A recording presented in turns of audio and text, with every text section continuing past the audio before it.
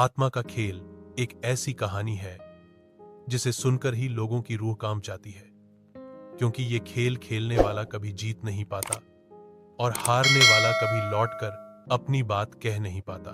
कहते हैं इस खेल की शुरुआत एक पुराने हवेली से हुई थी, जो गांव के बाहर सुनसान खेतों के बीच खड़ी थी। वो हवेली कभी एक अमीर जमींदार की थी जिसके पास खूब दौलत थी, लेकिन उसकी हवस कभी पूरी नहीं हुई। उसने अपनी हवेली के तहखाने में कई मजदूरों को बंद कर दिया था और उनसे जबरन सोना निकलवाता था। जो मना करता उसे मारकर तहखाने में ही दफना देता। कहते हैं उन मजदूरों की आत्माएं उस हवेली से कभी बाहर नहीं निकल पाईं। जब जमींदार मरा तो उसके परिवार ने हवेली छोड़ दी, लेकिन हवेली में बंद आत्माएं वहीं रह गईं। गांव के लड़के उस हवेली को खेल का मैदान समझकर जाने लगे। धीरे धीरे बच्चों के बीच एक डरावना खेल शुरू हुआ, जिसे उन्होंने नाम दिया आत्मा का खेल। इस खेल में जो सबसे हिम्मती होता वो अकेले हवेली के तहखाने में जाता और वहां रखे पुराने लोहे के संदूक को छूकर लौट आता। जिसने संदूक छू लिया उसे सब बहादुर मानते, लेकिन जिसने डर के मारे संदूक न छुआ उसकी सब खिल्ली उड़ाते। पर जो भी संदूक छू कर आता उसके साथ कुछ अजीब होने लगता। एक बार गांव के 4 लड़कों ने ठाना कि वो आत्मा का खेल खेलेंगे और पता लगाएंगे कि इस खेल में डरने वाली बात क्या है। रात के 12 बजे वो चारों हवेली पहुंचे। हवेली की खिड़कियां टूटी हुई थीं, दरवाजा चरमराता था। चारों ने मोबाइल की टॉर्च जलाई और तहखाने की सीढ़ियां उतरने लगे। नीचे घुप अंधेरा था, दीवारों पर सीलन थी और कहीं कहीं से पानी टपक रहा था। तहखाने में जाते ही एक अजीब सी बदबू आई, जैसे कोई सड़ा हुआ हो। कोने में वही संदूक रखा था जिस पर जंग लगी थी। एक लड़के ने हिम्मत दिखाई और संदूक को छूने के लिए आगे बढ़ा। उसके हाथ लगाते ही संदूक से एक ठंडी हवा निकली और सबकी टॉर्च अपने आप बुझ गई। चारों ने एक दूसरे को आवाज दी, लेकिन किसी की आवाज किसी को सुनाई नहीं दी। तभी एक लड़के को महसूस हुआ कि उसके पीछे कोई खड़ा है। उसने जैसे ही मुड़कर देखा, वहां एक परछाई थी जिसकी आंखें अंगारे जैसी जल रही थीं। वो भागकर अपने दोस्तों के पास पहुंचा, लेकिन वहां कोई नहीं था। वो अकेला पड़ गया।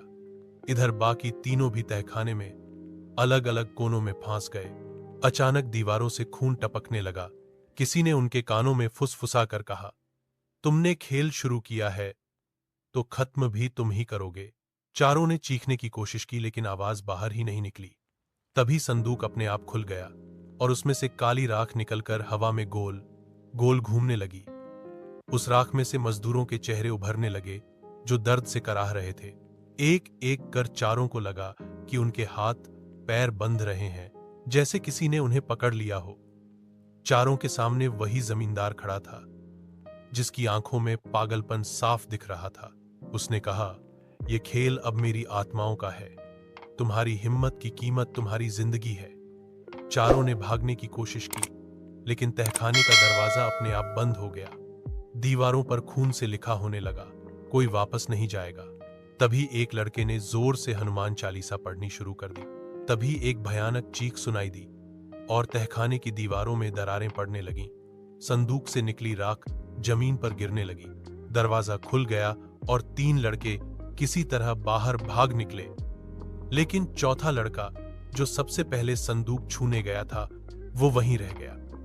सुबह गांव वालों ने तीनों को हवेली के बाहर बेसुध पड़ा देखा।